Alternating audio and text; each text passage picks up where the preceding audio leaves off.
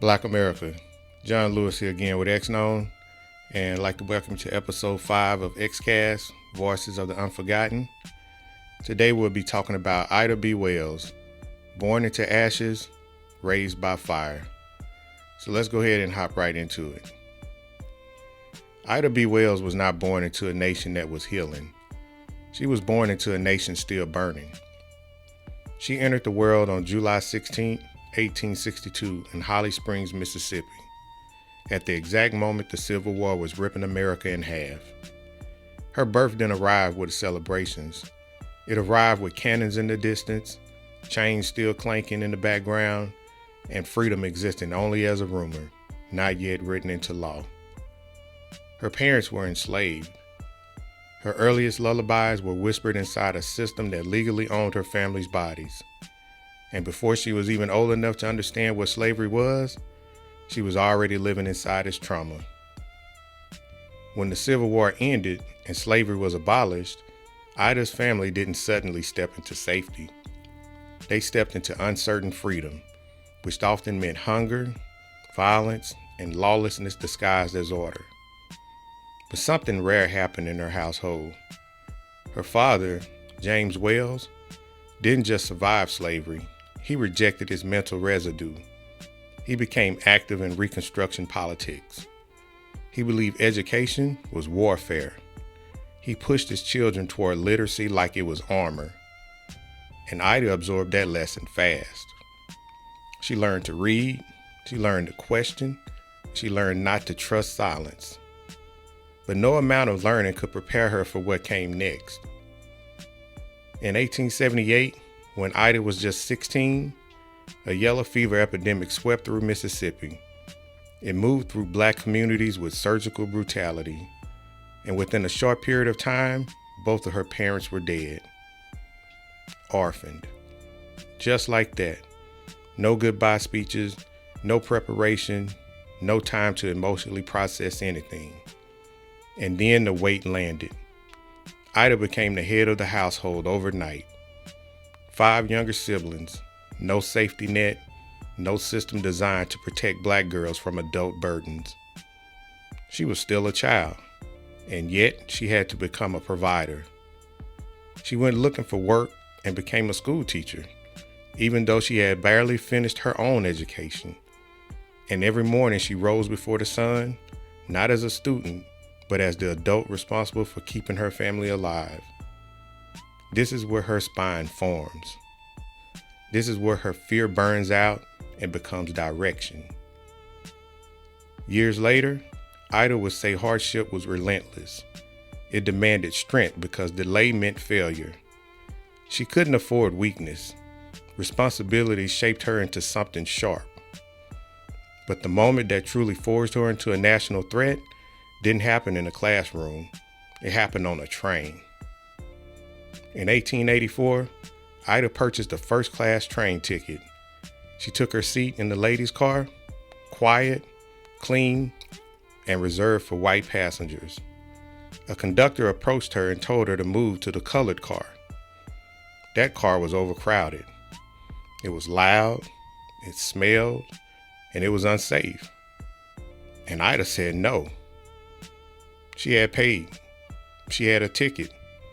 She had the right. The conductor tried to physically remove her, and she resisted. Passengers joined in. She was dragged from her seat. Dragged. Her body bruised in public. A black woman refusing humiliation in the open. Ida sued the railroad company, and at first, she won. A local court ruled in her favor. For a brief moment, the law appeared to see humanity in her. But the victory didn't survive higher power. The Mississippi Supreme Court overturned the decision and forced her to pay court costs. And in that moment, something locked into place inside her.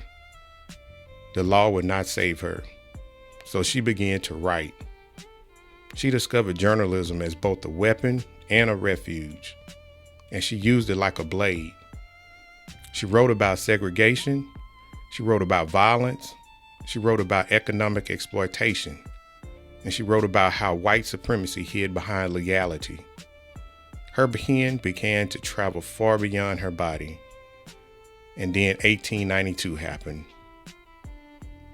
3 black men, Thomas Moss, Calvin McDowell, and Henry Stewart, were lynched in Memphis. They weren't arrested, they weren't tried, and they weren't proven guilty. The real crime was success. They had built a grocery store that competed with the white co-owned business. That store was doing better.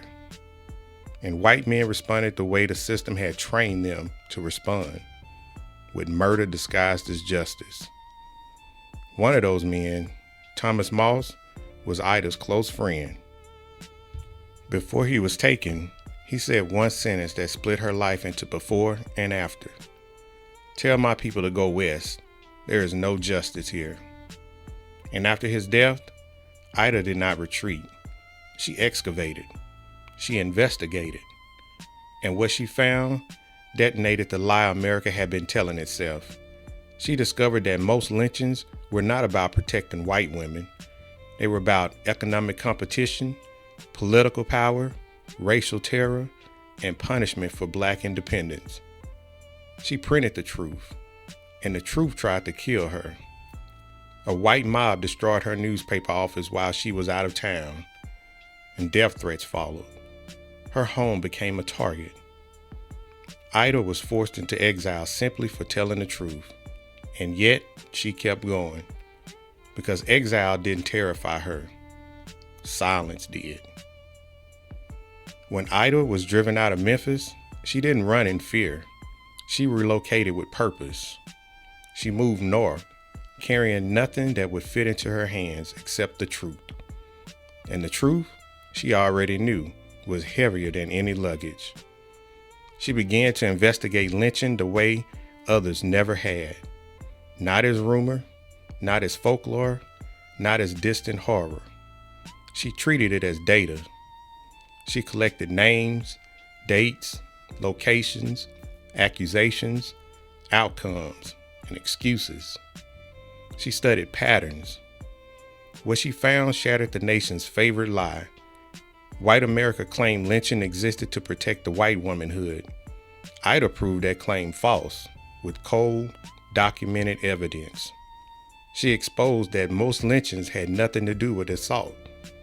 They were about black men who owned land, black men who organized politically, black men who refused deference, black men who competed economically, black communities that grew too independent. The accusation of sexual violence was often fabricated after the fact, used to justify the murder instead of explaining it.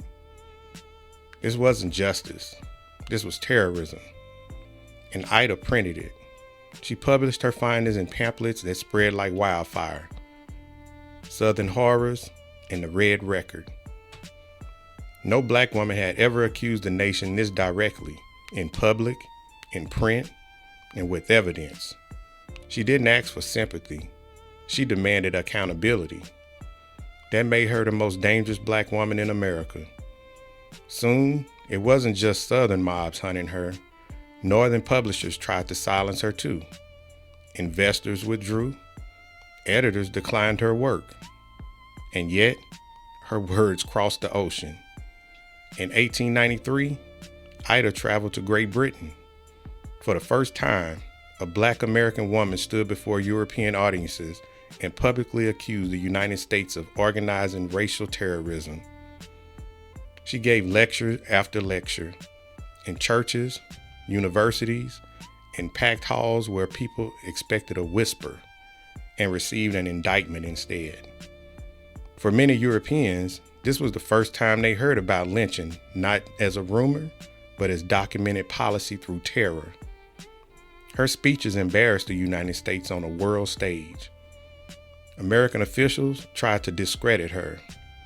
They called her a liar, a radical, a troublemaker, a fanatic. She didn't retreat. She sharpened. By the mid-1890s, Ida settled in Chicago, which had become a growing center of black political migration. There, she expanded her fight beyond journalism. She organized anti-lynching leagues, women's political clubs, mutual aid societies, and voter education campaigns. She helped shape what would become the backbone of modern Black political infrastructure. And then came women's suffrage. White suffragists wanted to vote. They wanted respect. They wanted federal power. But many of them were willing to abandon Black women to get it. They told Ida to wait her turn, to march later, to stay quiet, to not cause discomfort.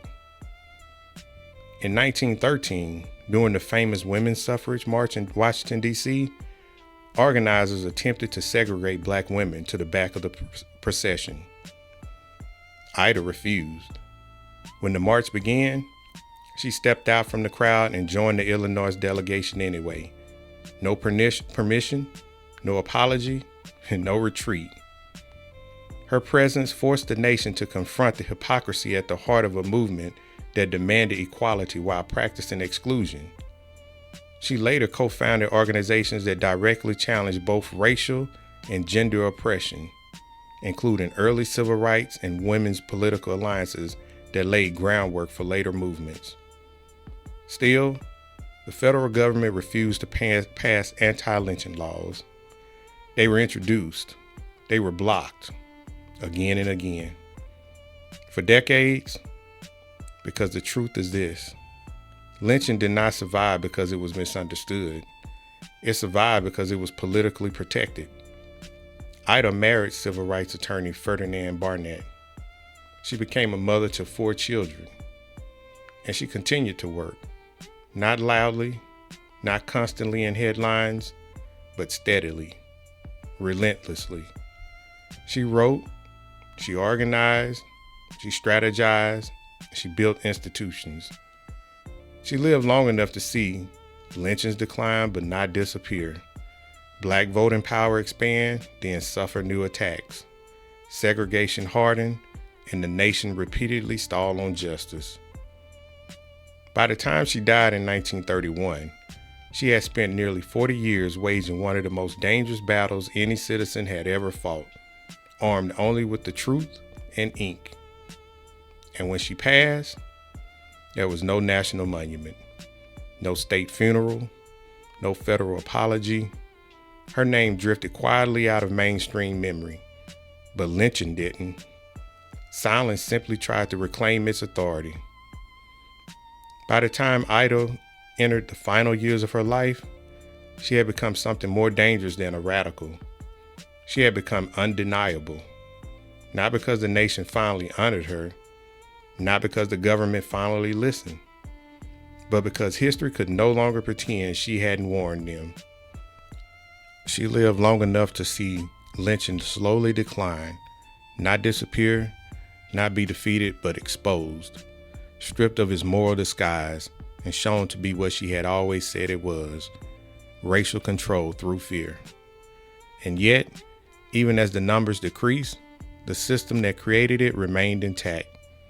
Segregation hardened, redlining intensified. Black political power was attacked in subtler ways. New laws replaced old chains, and Ida saw it. She saw how the nation learned to trade ropes for paperwork, bullets for policy, terror in public for terror behind closed doors. She didn't mistake evolution for justice. She understood something that still haunts us today. Violence does not always announce itself with fire. Sometimes it arrives disguised as law, tradition, procedure. It's how things have always been. Ida never allowed herself the comfort of illusion. Even in her later years, when she could have rested on what she had already risked, she remained active in housing injustice, school integration, voter access, economic equality, community journalism. She believed freedom was not a destination. It was a condition that had to be constantly defended. When she died in 1931, there was no national reckoning, no official apology from the government she had repeatedly exposed. no federal recognition for the law they refused to pass during her lifetime. She was buried quietly in Chicago. And then history did what it often does to black women who refuse to be managed. It minimized her. Textbooks reduced her to a paragraph. Civic leaders quoted her when convenient and ignored her when uncomfortable. Movements barred her language without naming her. The nation that once feared her voice eventually tried to forget it. But erasure doesn't mean absence. It just means someone worked very hard to hide what could not be destroyed. Today, when we talk about investigative journalism, data-driven social justice, media accountability, exposing state violence, naming power instead of begging it, we're standing inside a blueprint Ida B. Wells built with her bones. She didn't just report the truth. She redefined what truth-telling cost. She lost her newspaper, her home, her safety, and her place in polite society. But she gained something history couldn't take back. She forced the record to change. And when the record changes, the future is never the same. Ida's life teaches us that courage is not loud by nature. Sometimes it looks like a young teacher with too many siblings and not enough money, a woman refusing to move seats on a train, a journalist working by lamplight after her office has been burned, a mother writing between feedings, a black woman telling a nation the truth even when it threatens her children. Her courage did not wait until the world was ready. It moved anyway. And that's why she still unsettles the systems today. Because Ida B. Wells does not belong to the past. She belongs to every movement when truth is inconvenient. Every moment when comfort demands silence. Every moment when power prefers denial. She reminds us that you can be hated and be correct. You can be isolated and be right. You can be attacked and still alter history. Her life answers a question many people are afraid to ask out loud. What happens if we stop waiting for permission to name truth? Now that question belongs to us. And this is where your movement connects. Not because the story is over, but because it was never meant to be carried by one generation alone. So go to xstone.com right now. Read the mission statement. Look through the Share the Knowledge page. Copy and repost that link. Because it's on us to share it, because they won't. Say that again. Go to xstone.com right now. Read the mission statement. Look through the Share the Knowledge page. Copy and repost that link. Because it's on us to share it, because they won't. And wear that legacy. Let people ask you what the crest means. And tell them. Tell them about Ida B. Wells. Tell them how she told the truth when telling the truth meant exile. Tell them how she named American terror when America denied it existed. Tell them how she stood alone so millions won't have to. Tell them why she still matters. Tell them we'll never forget. This is X Known for the people they tried to erase, but couldn't.